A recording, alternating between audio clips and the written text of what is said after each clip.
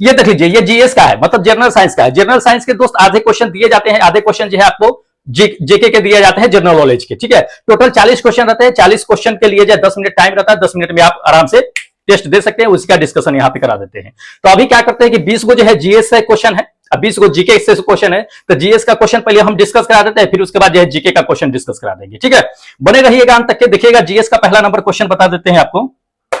देख लीजिए, ये जीएस का पहला नंबर क्वेश्चन है। क्या कहा जा रहा है कि निम्नलिखित में से कौन सा सिद्धांत प्रकाश के तरंग की प्रकृति की पुष्टि करता है। ठीक है, तो इसमें से देख लीजिए कि कौन सा सिद्धांत है जो प्रकाश तरंग के प्रकृति की पुष्टि करता है। देखिए करेक्ट आंसर आपको बताते हैं कि दोस्त ये आपका क्या होगा कि सेकंड नंबर आंसर करेक्ट होगा। क्या? व्यतिकरण का सिद्धांत, मतलब प्रिंसिपल ऑफ इंटरफेरेंस। ये क्या करता है कि प्रकाश तरंग के प्रकृति की पुष्टि करता है। ध्यान रखिएगा, इसमें होता क्या है, थोड़ा सा ये चीजें समझ लीजिए। इसमें होता है कि मान लीजिए कि मतलब कि वैसी घटना जिसमें दो या दो से अधिक क्या होता है कि प्रकाश तरंग आपस में मिलती है, मिलने के बाद एक दूसरे को काफी स्ट्रॉन्ग करती है, स्ट्रॉन्ग करने के बाद एक दूसरे को नष्ट भी कर देती है।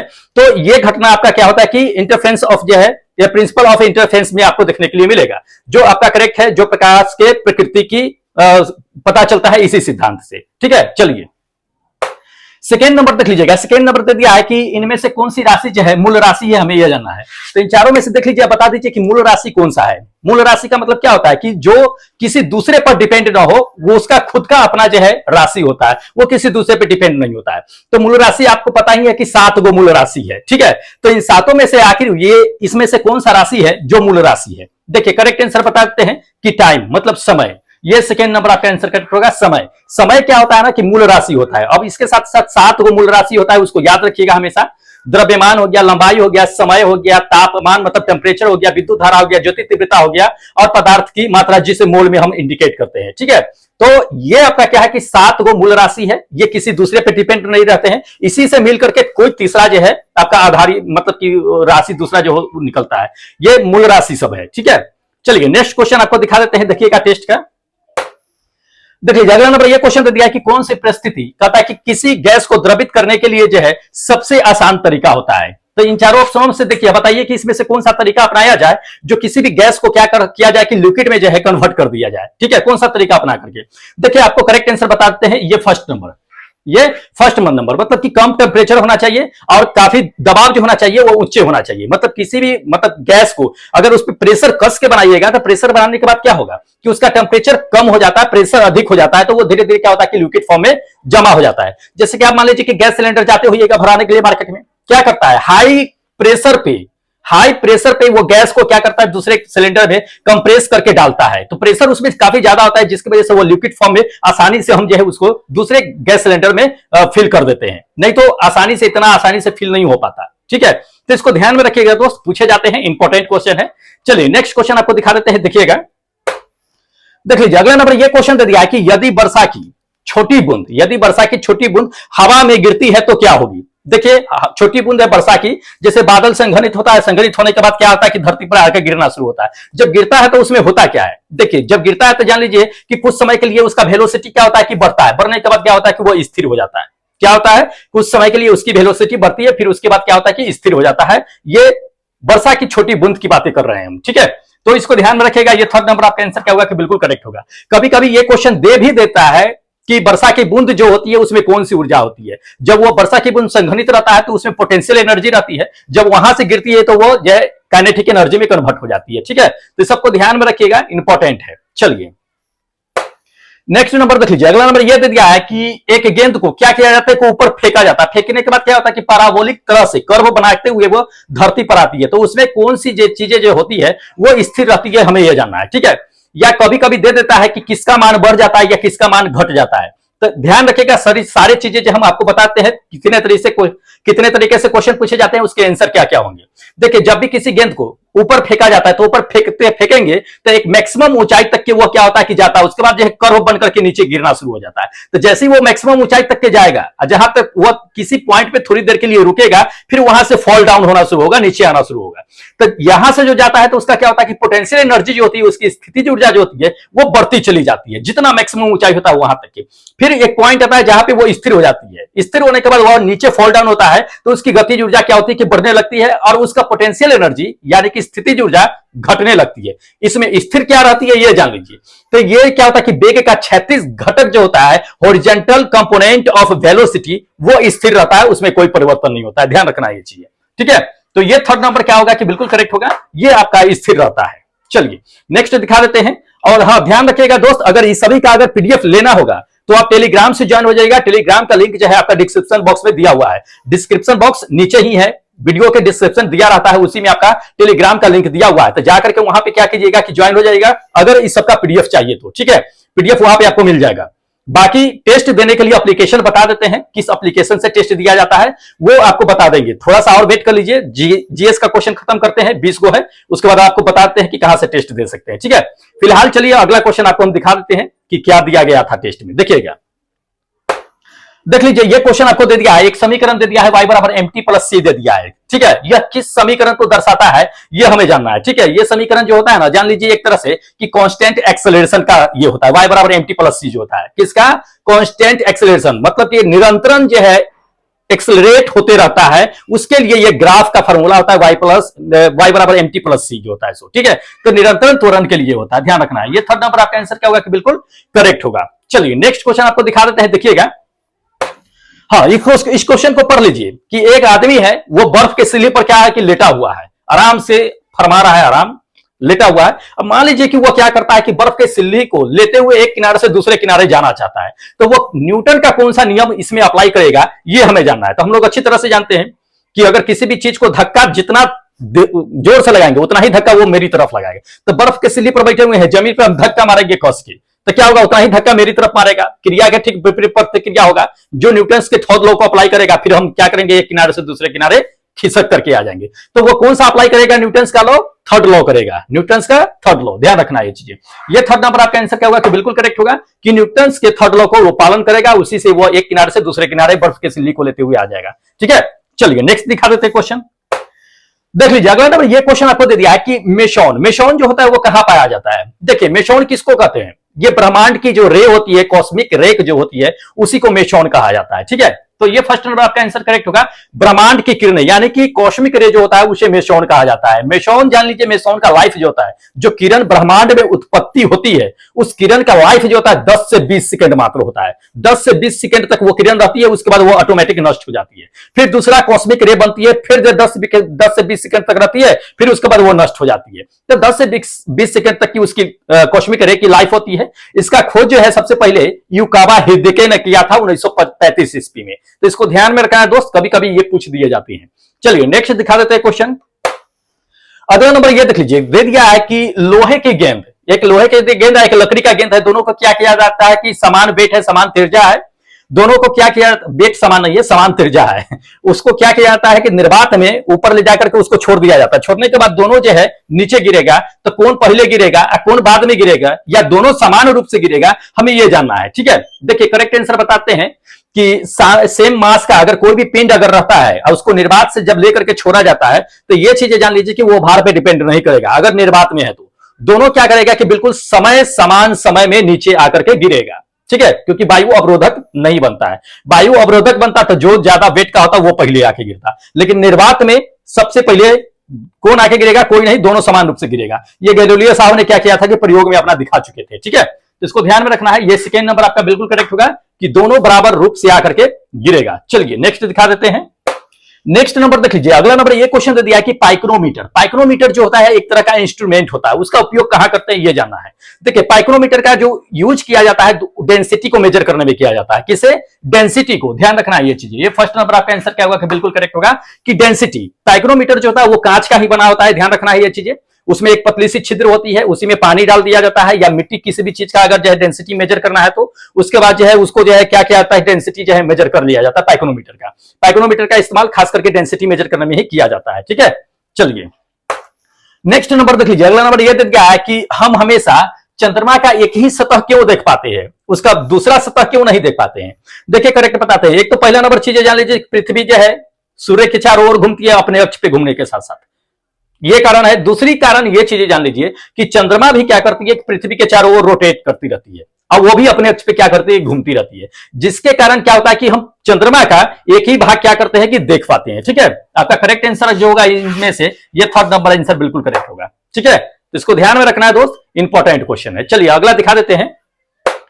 हाँ, स्मॉग, स्मॉग जो होता है वो किसका संयोजन होता है, मतलब स्मॉग किन चीजों से मिलकर के बना होता है, हमें ये जानना है। देखिए स्मॉग जो होता है वो धुआं और कोहरा दोनों को मिलाकर के स्मॉग बनता है। ठीक है, धुआं और कोहरा, ध्यान रखना ये चीजें। ये फोर्थ नंबर आपका आंसर क्या होगा, बिल्कुल करेक्ट होगा, धुआं और कोहरा को मिलाकर के स्मॉग बनता है। चलिए नेक्स्ट दिखाते हैं। नेक्स्ट नंबर देख लीजिए, अगला नंबर ये दे दिया है कि निम्नलिखित में से कौन सा कहता है कि कैंटिलीवर बीम का उदाहरण है। ठीक है, कैंटिलीवर बीम का उदाहरण है, ये हमें जानना है। देखिए कैंटिलीवर बीम की अगर उदाहरण की अगर बात कर लेते हैं, कैंटिलीवर जो यूज किया जाता है वो किया जाता है पुल पुलिया बनाने में। किसे, पुल पुलिया, बड़े बड़े ब्रिज बनाने में भी कैंटिलीवर का इस्तेमाल किया जाता है। ठीक है, तो ये जो होगा ये इससे रिलेटेड होगा, ये पुल जो होगा कैंटिलीवर का एग्जांपल होगा। जैसे मान लीजिए कि हावड़ा ब्रिज है, हावड़ा ब्रिज कैंटिलीवर का सबसे बड़ा जो एग्जांपल है। ठीक है, जैसे मान लीजिए कैंटिलीवर आप समझ रहे होंगे या नहीं समझ रहे होंगे, थोड़ा सा समझ लीजिए, बता देते हैं। जैसे मान लीजिए कि एरोप्लेन होता है, एरोप्लेन का विंग्स निकला होता है ना, ऐसे विंग्स, उसका पंखी चार दोनों तरफ से होता है ना, तो पंखी होता है वो क्या होता है कि एक तरह से कैंटिलीवर का एग्जांपल होता है। या मान लीजिए कि छत के पंखा होता है, तीन को पंखी होता है ना, मेन पॉइंट से तीनों निकला हुआ रहता है, तो पंखी जो निकला होता है वो कैंटिलीवर होता है, जो एक ही सिरे पे उसका क्या होता है कि जोर होता है, दूसरे सिरे पे ऐसे लटका ही होता है, वो कैंटिलीवर होता है। तो ये सब क्या है कि आपका कैंटिलीवर का एग्जांपल है, इसको ध्यान में रखना है। चलिए नेक्स्ट नंबर देख लीजिए, अगला नंबर यह दे दिया है कि एक पेड़ के तने का अनुप्रस्थ काट जो है कितना है कि 50 छल्ले हैं, तो पेड़ों की आयु हमको ज्ञात करना है। ठीक है, जैसे मान लीजिए कि पेड़ को काटिएगा तो उसमें रिंग आकार का आपका क्या बनेगा कि दिखाई देगा, रिंग तरह से, तो उसमें उसको क्या कहते हैं, रिंग जो होता है वो बलय होता है, तो उसमें कई रिंग बने होते हैं। तो इतना ध्यान रखिएगा, जब पेड़ को काटिएगा तो उसमें रिंग जो बना होता है, तो वो रिंग को गिन करके ही क्या करते हैं कि पेड़ की आयु को हम ज्ञात करते हैं कि वो पेड़ जो है कितने वर्षों का है। तो उसमें कितना दिखा दिया है, 50 को छल्ला बना हुआ है। अब 50 को छल्ला बना हुआ है तो 50 वर्ष का पेड़ होगा, जितना छल्ला होता है ना उतना उसकी आयु होती है। तो ये कितने साल का होगा, ये वृक्ष जो होगा दोस्त ये 50 साल का होगा। ठीक है, ये आपका क्या होगा कि ये फोर्थ नंबर आंसर करेक्ट होगा कि पेड़ की आयु जो होगा वो 50 साल होगा। चलिए नेक्स्ट दिखा देते हैं आपको क्वेश्चन, देख लीजिए। अगला नंबर ये क्वेश्चन दे दिया है कि कौन सी मूल इकाई है जिसे मानव शरीर में स्पेयर पार्ट्स को बनाने में बनाए जा सकते हैं। ठीक है, मतलब इसमें से देख लीजिए, आप बता दीजिए कि मानव के शरीर में जो मेन पार्ट्स होते हैं उसको बनाने में मदद करता है। देखिए आपको बताते हैं करेक्ट आंसर कि स्टेम सेल। स्टेम सेल का काम होता है कि अपने शरीर में जो भी कोशिकाएं होती है, या हड्डी होती है, या रक्त होती है, मांसपेशी होती है, जो टूटती फूटती है उसको जो है मरम्मत करने में काम करती है स्टेम सेल। ये मानव शरीर में एकमात्र जो है क्या होती है कि सेल्स पाए जाते हैं जो मरम्मत करने का काम करती है। ठीक है, तो ये स्टेम सेल का काम होता है। ये आपका सेकेंड नंबर आंसर बिल्कुल करेक्ट होगा, स्टेम सेल, ध्यान रखना है, इंपॉर्टेंट क्वेश्चन है। चलिए नेक्स्ट नंबर देख लीजिए, अगला नंबर ये क्वेश्चन दे दिया है कि रक्त का तरल भाग, रक्त का तरल भाग जिसमें क्या होता है कि कणिकाएं नहीं होती है वो क्या कहलाती है। ठीक है, जिसमें रक्त की कणिका नहीं होती है ये क्या कहलाती है ब्लड में, हमें ये जाना है। देखिए उसको जो कहते हैं दोस्त सीरम कहते हैं। क्या कहते हैं, सीरम कहते हैं। सीरम नहीं मतलब कि हाँ सीरम ही कहते हैं, इस तरह से सीरम ही होता है वो। ये आपका क्या होगा कि थर्ड नंबर आंसर बिल्कुल करेक्ट होगा कि सीरम कहलाता है। चलिए नेक्स्ट क्वेश्चन आपको दिखा देते हैं, देख लीजिए। अगला नंबर ये दे दिया है कि सेल्यूलोज किसका मुख्य घटक है, ये हमें जाना है। देखिए सेल्यूलोज जो होता है किसका मुख्य घटक होता है। सेल्यूलोज जो होता है वो जान लीजिए कि पौधों में पाई जाती है। ठीक है, किसमें पाई जाती है, पौधे में। अब पौधे में किसमें पाई जाती है, जिसमें कोशिका भित्ति होती है। कोशिका भित्ति लगभग हर पौधे में पाई जाती है, थोड़ा सा ये जान लीजिए। अब कोशिका भित्ति जो होता है ये सेल्यूलोज जो होता है उसका मुख्य घटक होता है। तो सेल्यूलोज इसका मतलब कोशिका भित्ति जो होगा इसका करेक्ट आंसर होगा ये फर्स्ट नंबर। ठीक है, चलिए नेक्स्ट आपको दिखा देते हैं क्वेश्चन, देख लीजिए। क्या है कि अधिकांश मछलियां जो होती है वो पानी में नहीं डूबती है, पानी में नहीं डूबती है। इसका कारण क्या होता है, देखिए मछली पानी में नहीं डूबती है, इसके कारण बहुत सारे कारण होती है, लेकिन इसमें से मेन कारण आपको बताते हैं कि मछली में क्या होता है कि स्विम ब्लेडर होता है। क्या पाया जाता है, स्विम ब्लेडर, जिसकी वजह से मछलियां नहीं डूबती है। ये आपको दिखा देते हैं, ये करेक्ट आंसर होगा। स्विम ब्लेडर का काम क्या होता है, उसमें क्या होता है कि हवा भरी हुई एक थैली होती है मछली में जो होती है। सो मछली का जब पेट उठ फाड़िएगा तो उसमें एक थैली निकलेगा, वो स्विम ब्लेडर होता है जिसमें हवा भरा होता है। जितना ज्यादा उसमें हवा भरती है मछली उतनी आसानी से पानी में तैर लेती है, उतना ज्यादा उछाल जो है पानी में मारती रहती है। जब पानी से बाहर मछली को आना होता है तो कस के क्या करते हैं कि ऑक्सीजन लेती है और उसको पूरा तरह से भरती है, कस के उछलांग लगाती है। ठीक है, तो स्विम ब्लेडर का काम होता है, इसको ध्यान रखें है। स्विम ब्लेडर के कारण ही मछलियां क्या करती है कि पानी में ऊपर नीचे आसानी से तैर सकती है। चलिए अगला नंबर देख लीजिए, अगला नंबर दे दिया है कि मानव मानव रक्त का लाल जो होता है वो किसके कारण, मानव का रक्त जो होता है वो लाल होता है, वो किसके कारण होता है ये जानना है। देखिए आपको पता है कि ह्यूमन ब्लड का कलर जो रेड होता है वो किसके कारण होता है, हीमोग्लोबिन के कारण। किसके कारण, हीमोग्लोबिन के कारण होता है। ये आपका क्या होगा कि सेकंड नंबर आंसर बिल्कुल करेक्ट होगा कि हीमोग्लोबिन के कारण जो है मानव का रक्त ब्लड के क्या होता है कि रेड होता है। नेक्स्ट दिखा देते हैं आपको, देख लीजिए इसमें दे दिया है कि निम्नलिखित में से किस कोशिका अंग को परमाणु बम कहा जाता है ये जानना है। बहुत अच्छा क्वेश्चन है दोस्त, किस कोशिका अंग को परमाणु बम कहा जाता है, अच्छी तरह से जानते हैं, अगर नहीं जानते तो जान लीजिए। शायद आपको हम बताते हैं आत्महत्या की थैली किसे कहते हैं, लाइसोसोम को कहते हैं। तो लाइसोसोम को ही क्या कहा जाता है कि परमाणु बम भी कहा जाता है, थोड़ा सा ये जान लीजिए। किसे, लाइसोसोम को, ध्यान रखना है। ये आपका फोर्थ नंबर आंसर करेक्ट होगा। लाइसोसोम को आत्महत्या की थैली और जो है परमाणु बम भी कहा जाता है। क्यों कहते हैं, क्योंकि ये लाइसोसोम के आसपास की अगर सेल्स थोड़ी सी भी अगर टूट करके बाहर निकलती है तो उससे क्या होता है कि पाचन वाला एंजाइम होता है वो बाहर निकलती है, पूरे के पूरे कोशिका को क्या करती है, खा करके पचा देती है, यानी नष्ट कर देती है। ठीक है, इसलिए उसे एटम बम या तो आत्महत्या की थैली कहा जाता है। तो इसको ध्यान में रखना है, इंपॉर्टेंट क्वेश्चन है। चलिए अगला देख लीजिए, अगला दे दिया है आपको, ये जीके के क्वेश्चन है। ठीक है, तो जीके के क्वेश्चन है, जीएस के क्वेश्चन आपको हम खत्म कर दिए हैं। 20 क्वेश्चन थे, आपको हमने बता दिया है। ये यहां से क्या है कि जीके के क्वेश्चन होंगे, 20 क्वेश्चन जो है जीके के हैं। तो जीके के भी काफी इंपॉर्टेंट क्वेश्चन है दोस्त, अंत तक के बने रहिएगा, देखते रहिएगा कि क्या क्या क्वेश्चन डाले गए हैं, क्योंकि दोस्त सारे जो क्वेश्चन दिए गए हैं वो आपके एनटीपीसी या ग्रुप डी के लिए काफी इंपॉर्टेंट है, एग्जाम में आपके आ भी सकते हैं। इसलिए दोस्त बिल्कुल मिस मत कीजिएगा, तैयारी जम के कीजिएगा। वैकेंसी कम है, कंपटीशन टफ है, इसलिए पढ़ना जरूरी है। 100% मेहनत करने से कुछ नहीं होगा। 110-120% मेहनत कीजिए, फिर ही कुछ होगा, समझ लीजिए। न तो 100% अभी सब मेहनत कर रहा है, आपको कुछ एक्स्ट्रा ऑर्डिनरी करना पड़ेगा, तभी जाकर के रिजल्ट गिरेगा। ठीक है, वैकेंसी कम है, कंपटीशन टफ है, तभी नौकरी ले पाइएगा, वरना नौकरी नहीं ले पाइएगा, समझ जाइए। चलिए देख लीजिए, ये जीके का पहला क्वेश्चन आपको बताते हैं। जीके का ये क्वेश्चन दे दिया है कि कश्मीर घाटी में पाए जाने वाले घास के मैदान जो होते हैं उसे क्या कहते हैं। तो कश्मीर के घाटी में जो घास के मैदान पाए जाते हैं दोस्त, उसे कहते हैं मर्ग। क्या कहते हैं, मर्ग कहते हैं, ध्यान रखना है। ये फोर्थ नंबर, जैसे नाम सुने हुईएगा, सोनमर्ग, गुलमर्ग, ये सब क्या है, कश्मीर घाटी में पाए जाने वाले घास हैं। तो कश्मीर के घाटी में पाए जाने वाले घास को मर्ग के नाम से जानते हैं। चलिए अगला नंबर देख लीजिए, अगला नंबर ये क्वेश्चन दे दिया है कि इंदिरा गांधी नहर परियोजना कहता है पानी के किस बांध से मिलती है, हमें यह जानना है। देखिए इंदिरा गांधी नहर परियोजना जो है उसको जो है पानी किस बांध से मिलती है, तो ये पंजाब वाली बांध जो होती है उससे मिलती रहती है। ठीक है, ये फर्स्ट नंबर, ये आपका फर्स्ट नंबर आंसर जो है बिल्कुल करेक्ट होगा। चलिए नेक्स्ट आपको दिखा देते हैं क्वेश्चन। हाँ, ये देख लीजिए कि भारत में रेगुलेटिंग एक्ट जो है वो किस वर्ष पारित हुई थी, हमें यह जानना है।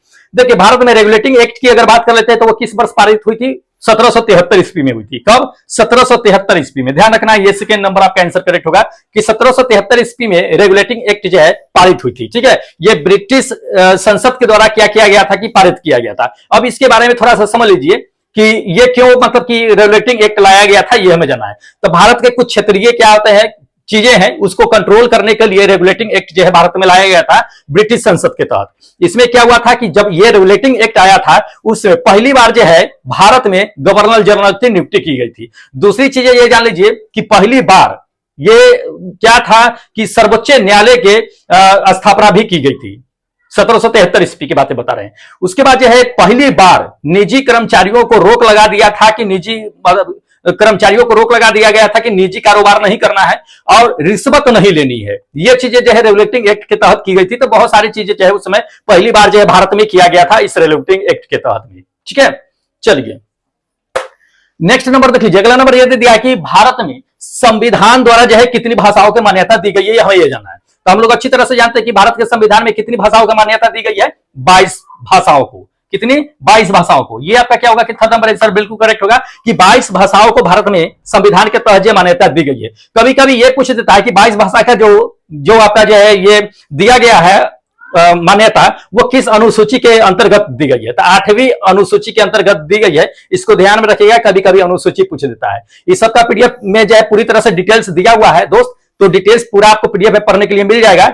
ये क्या कीजिएगा कि टेलीग्राम से ज्वाइन हो जाएगा, वहीं पे आपको पीडीएफ भेज देंगे। ठीक है, देरी मत कीजिएगा, ज्वाइन हो ही जाइएगा, कंटिन्यू आपको मिलता रहेगा पीडीएफ।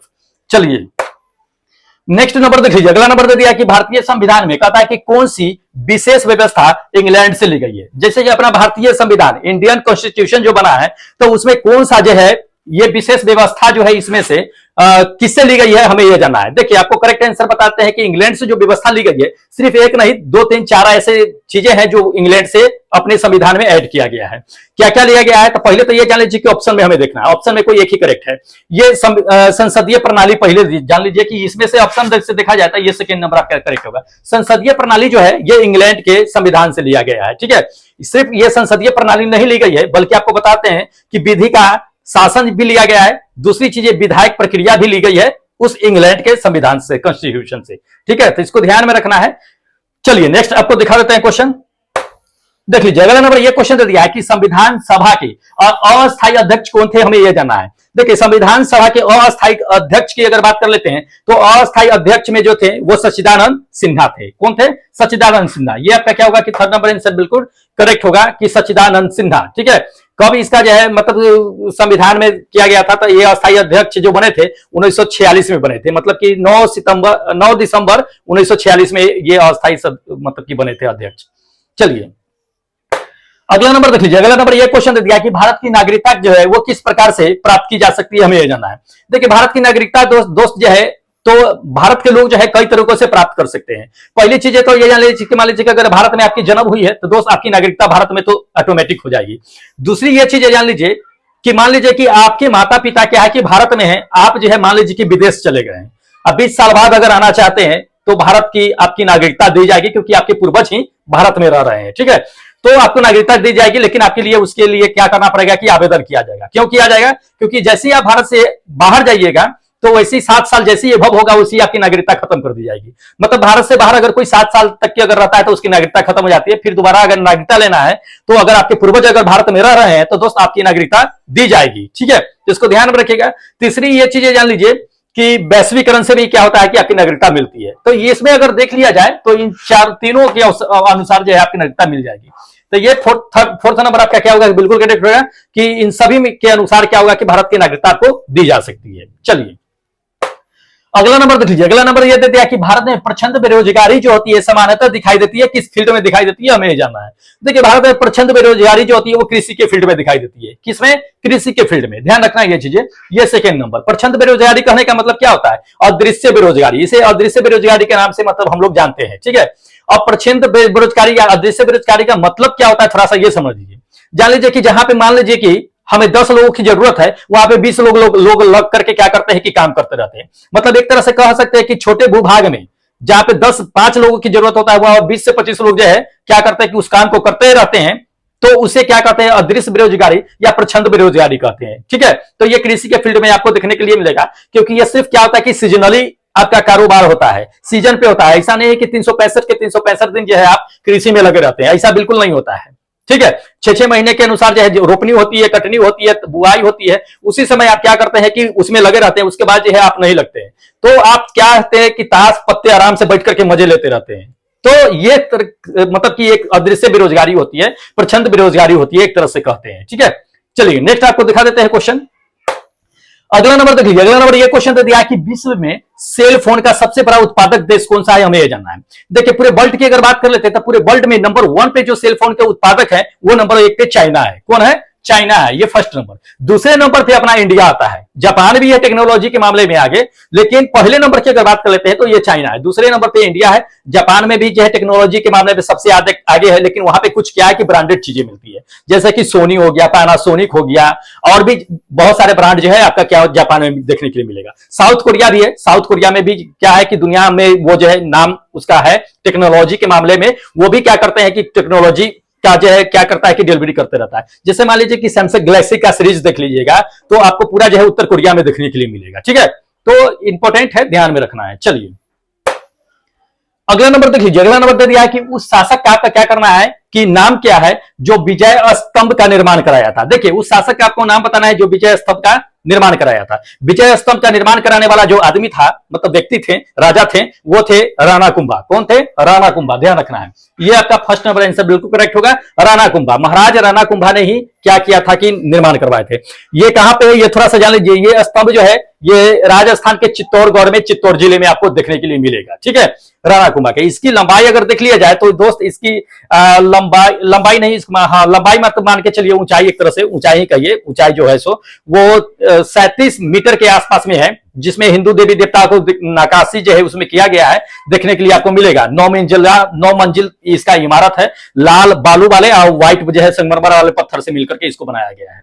ठीक है, राणा कुंभा ने इसका जो है निर्माण 1440 से लेकर के 1448 के बीच में बनवाया था उन्होंने। 8 साल के कार्यकाल में उन्होंने इसका पूरा निर्माण करवाया था। ठीक है, इसको ध्यान में रखना है। चलिए अगला नंबर देख लीजिए। अगला नंबर ये दे दिया है कि प्रसिद्ध ऐतिहासिक स्थल जो है हम्पी, हम्पी किस जिले में, हमें ये जाना है। देखिए हम्पी जो है वो कर्नाटक में है। कहां पे? कर्नाटक में है। कर्नाटक के जान लीजिए कि बिल्लोर जिले में क्या है कि ये स्थित है। कहां? बेल्लारी जिले में, ध्यान रखना है। ये आपका क्या होगा कि थर्ड नंबर बिल्कुल करेक्ट होगा, बेल्लारी जिले में स्थित है।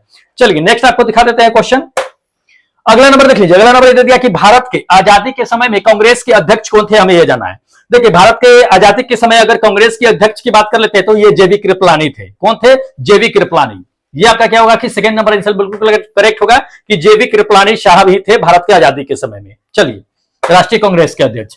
अगला नंबर देख लीजिए। अगला नंबर यह दे दिया कि लोधी वंश का अंतिम शासक कौन था, हमें यह जानना है। देखिए लोधी वंश का अंतिम शासक की अगर बात कर लेते हैं दोस्तों, ये इब्राहिम लोधी था। कौन था? इब्राहिम लोधी। ये फर्स्ट नंबर। इब्राहिम लोधी का जो है ये पानीपत के दौरान इसकी लड़ाई किससे हो गई थी? बाबर से हो गई थी। किसे? बाबर से 1526 ईस्वी में, 21 अप्रैल 1526 ईस्वी में इब्राहिम लोधी की, जो लोधी वंश का अंतिम शासक था, बाबर से लड़ाई किया था। बाबर ने इसको हरा दिया था। फिर ये इसके बाद इसकी सल्तनत जो है समाप्त हो गई थी। ठीक है, लोधी वंश जान लीजिए एक तरह से तो घमंड और क्रूर के मामले में जो है जाना जाता है। काफी घमंडी या काफी क्रूर आदमी था, मतलब शासन मतलब वंश था उसका। चलिए अगला नंबर देख लीजिए। अगला नंबर ये क्वेश्चन दे दिया है कि अलाई दरवाजा का निर्माण जो है वो किस सुल्तान ने करवाया था, हमें जानना है। देखिए अलाई दरवाजा का निर्माण जो है अलाउद्दीन खिलजी ने करवाया था। किसने? अलाउद्दीन खिलजी ने। ध्यान रखना ये सेकंड नंबर आपका आंसर बिल्कुल करेक्ट होगा कि अलाउद्दीन खिलजी ने ही क्या करवाया था? अलाई दरवाजा का निर्माण कराया था। अलाई दरवाजा है कहां, ध्यान लीजिए। ये जो है जो अलाई दरवाजा जो है कुतुब मीनार है उसी के परिसर में आपको अलाई दरवाजा देखने के लिए मिलेगा। ये भी क्या है कि लाल बलुआ पत्थर से बनाया गया है। इंपॉर्टेंट है, ध्यान में रखना। कभी कभी ये क्वेश्चन जो है पूछा जाता है। इसे जो है कुश ए शिकार के नाम से भी जाना जाता है अलाई दरवाजा को। ठीक है, चलिए अगला नंबर देख लीजिए। अगला नंबर यह दे दिया है कि किसने ऑल इंडिया मुस्लिम लीग की स्थापना की थी, हमें ये जानना है। ठीक है, AIML शॉर्ट फॉर्म में बोलते हैं इसको, ऑल इंडिया मुस्लिम लीग की स्थापना। देखिए ऑल इंडिया मुस्लिम लीग की स्थापना की अगर बात कर लेते हैं तो ये सलीम उल्लाह खान ने करवाया था, नवाब सलीम उल्लाह खान ने। ये आपका क्या होगा कि सेकंड नंबर बिल्कुल करेक्ट होगा, नवाब सलीम उल्लाह खान। कब करवाया था थोड़ा सा ये जान लीजिए। ये करवाए थे 1906 ईस्वी में, जब बंगाल विभाजन हुआ था 1905 ईस्वी में। उसके बाद जो है उन्होंने ये क्या किया था कि भारत का प्रथम जो है मुस्लिम लीग की, मुस्लिम पार्टी की स्थापना किया था। ठीक है, इसको ध्यान में रखना है दोस्त, इंपॉर्टेंट है। चलिए नेक्स्ट क्वेश्चन दिखा देते हैं आपको। अगला नंबर देख लीजिए। अगला नंबर ये क्वेश्चन दे दिया है कि जो चित्रकार का दुश्मन है, जो चित्रकला का शत्रु है, हाँ जो चित्रकला का शत्रु है मैं उसका शत्रु हूं, ये किस मुगल शासक ने कहा था? वो काफी चित्रकारी का क्या था कि प्रेमी था, चित्रकारी से उसका काफी ज्यादा लगाव था। और ये जो कहा था ये जहांगीर ने कहा था। किसने? जहांगीर बहुत बड़ा जो है चित्रकार थे और एक तरह से कहिए कि चित्रकार का बहुत रिस्पेक्ट भी करते थे। इसके शासनकाल में जो है चित्रकार लोगों का जो है बहुत ज्यादा बढ़ावा मिला था। ठीक है, तो ये जहांगीर साहब ने कहा था, इसको ध्यान में रखना है। चलिए अगला नंबर देख लीजिए। अगला नंबर यह दे दिया है कि मुमताज महल का असली नाम क्या था। दोस्त मुमताज महल का असली नाम जो था वो क्या था? बानो बेगम। क्या? बानो बेगम। ध्यान रखना है ये चीजें। ये फर्स्ट नंबर आपका आंसर बिल्कुल करेक्ट होगा, अंजुमन बानो बेगम ये उसका नाम था असली। ठीक है, तो इन्हीं के नाम पे क्या है कि ताजमहल बना था जो शाहजहां साहब ने बनवा दिए थे। ठीक है, चलिए अगला नंबर देखिए। अगला नंबर दे दिया है कि निम्नलिखित भारतीय राज्यों में से किससे होकर के चाहे कर्क रेखा नहीं गुजरता है, हमें ये जाना है। ठीक है, तो कर्क रेखा किससे होकर के नहीं गुजरता है ये हमें जाना है। देखिए कर्क रेखा जो होता है छज्जा गुराम पत्र में, याद रखिएगा आप, एक बार हम बता चुके थे, वैसे आपको जो डिस्क्रिप्शन बॉक्स में मिल जाएगा। ठीक है, छज्जा गुराम पत्र में इन सभी राज्यों से होकर के क्या होता है कि कर्क रेखा गुजरती है। और किससे होकर के नहीं गुजरती है जान लीजिए कि उत्तर प्रदेश से होकर के नहीं गुजरती है। इन चारों ऑप्शनों में से देखा जाए, बाकी इन तीनों से होकर के गुजरती है। ठीक है, करेक्ट आंसर है आपका। चलिए नेक्स्ट आपको दिखा देते हैं क्वेश्चन। अगला नंबर देख लीजिए। अगला नंबर यह दे दिया कि निम्नलिखित में से कौन सा राज्य जो है पहले नेफा के नाम से जाना जाता था। देखिए नेफा के नाम से जो पहले राज्य जाने जाते थे वो अरुणाचल प्रदेश जाने जाते थे। कौन? अरुणाचल प्रदेश। इसे नेफा के नाम से जाना जाता था। नेफा का नाम जो है जान लीजिए, उस नेफा का मतलब होता क्या है जान लीजिए कि नॉर्थ ईस्ट फ्रंटियर जो एजेंसी हो, ये ब्रिटिश शासन काल में इसका जो है निर्माण कराया गया था अपने प्रशासनिक जो है विभाग वहां पे बना दिए गए थे, ठीक है। लेकिन 1951 में फिर जो है इसको मतलब कि बहुत सारे क्षेत्र 1951 में बहुत सारे क्षेत्र मिला करके नेफा का जो है एक नेफा जो है मतलब कि नेफा प्रशासनिक विभाग बनाया गया था। तो ये अरुणाचल प्रदेश का था। फिर उसके बाद जो है 1972 में क्या किया गया था कि नेफा को नाम हटा करके जो है अरुणाचल प्रदेश दे दिया गया था। और 1987 में 1987 ईस्वी में 20 फरवरी 1987 ईस्वी में भारत में इसको क्या किया गया कि भारत का एक राज्य बना दिया गया और यह भारत का उस समय जो है 25वां राज्य बन गया था, ठीक है। तो इसको ध्यान में रखिएगा, इंपॉर्टेंट है। चलिए अगला नंबर देख लीजिए। अगला नंबर यह दिया है किस कहता कि द्वीप को जो है प्रशांत महासागर का चौराहा कहा जाता है। तो इसमें से किस द्वीप को प्रशांत महासागर का चौराहा कहा जाता है दोस्त? ध्यान लीजिए कि हवाई द्वीप को। किसे? हवाई द्वीप को। ध्यान रखना है, ये आपका सेकेंड नंबर बिल्कुल करेक्ट होगा कि हवाई द्वीप को जो है प्रशांत महासागर का चौराहा कहा जाता है। तो दोस्त इतने क्वेश्चन थे जो आपके टेस्ट में दिए गए थे, हमने आपको बता दिया है।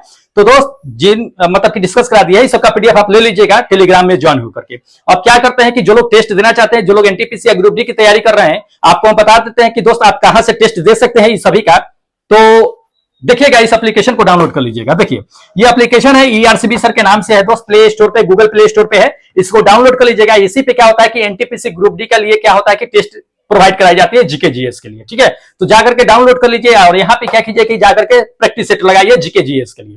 उसके बाद आपका हम स्कोर कार्ड लेकर के आएंगे, जैसा कि अभी आपको हम बताने जा रहे हैं। जितने भी लोगों ने टेस्ट दिया है उन सभी का हम स्कोर कार्ड देख लेते हैं कि कौन कितना नंबर लेकर के आया है, ठीक है। अगर आप स्कोर कार्ड देखना चाहते हैं तो दोस्त अंत तक के बने रहिएगा, और जो लोग टेस्ट दे रखे हैं दोस्त आप भी बने रहिएगा। देख लीजिएगा कि आपका मार्क्स कितना है और आप कितने नंबर पे आज ठहरे हुए हैं। देखिएगा, बता देते हैं।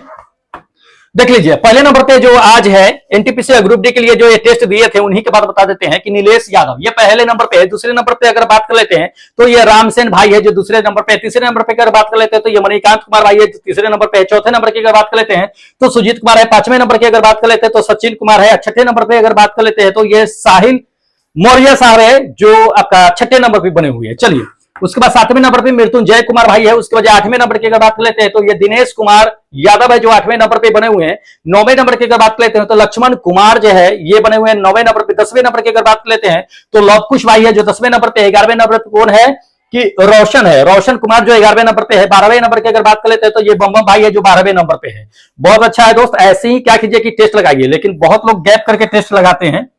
चलिए अगला देख लीजिएगा 13वें नंबर पे। 13वें नंबर पे क्या है कि नीतीश कुमार है। 14वें नंबर की अगर बात कर लेते हैं तो ये मिथिलेश कुमार है। 15वें नंबर की अगर बात कर लेते हैं तो ये चंदन कुमार है जो 15वें नंबर पे है। 16वें नंबर की अगर बात कर लेते हैं तो ये मंटू कुमार है। 17वें नंबर की अगर बात कर लेते हैं तो ये सुमित भाई है जो 17वें नंबर पे है। 18वें नंबर की अगर बात कर लेते हैं तो देखिएगा मुकेश है जो 18वें नंबर पे है, ठीक है। चलिए 19वें नंबर से अगर देख लेते हैं, हाँ 19वें नंबर पे प्रिंस है, प्रिंस भाई है, प्रिंस कुमार है जो 19वें नंबर पे है। 20वें नंबर की अगर बात कर लेते हैं तो ये विपुल कुमार है। 21वें नंबर की अगर बात कर लेते हैं तो ये भगवान कुमार भगवान साहब है जो 21वें नंबर पे है। बहुत अच्छा है दोस्त, ऐसे ही बने रहिए।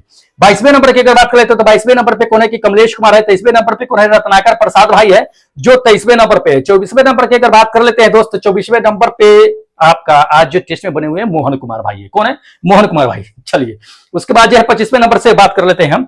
25वें नंबर पे देख लीजिएगा कि एमके यादव साहब है जो 25वें नंबर पे। 26वें नंबर पे बबली प्रजापति है जो 26वें नंबर पे। 27वें नंबर की अगर बात कर लेते हैं तो 27वें नंबर पे कौन है? ये विष्णु कुमार जो है प्रयागराज से है, ये आपका जो 26वें नंबर पे है। 27वें नंबर पे। 28वें नंबर की अगर बात कर लेते हैं ये पवन कुमार जो हनुमानगढ़ से है, ये 28वें नंबर पे है। 29वें नंबर की अगर बात कर लेते हैं तो ये प्रिया है। 30वें नंबर की अगर बात कर लेते हैं तो ये विकास कुमार है जो 30वें नंबर पे बने हुए हैं। चलिए 31वें नंबर पे ये बिमला कुमारी है। बिमला कुमारी कभी कभी गायब हो जाती है टेस्ट से, ये गलत बात है। प्रिया और बिमला कुमारी, ध्यान रहे।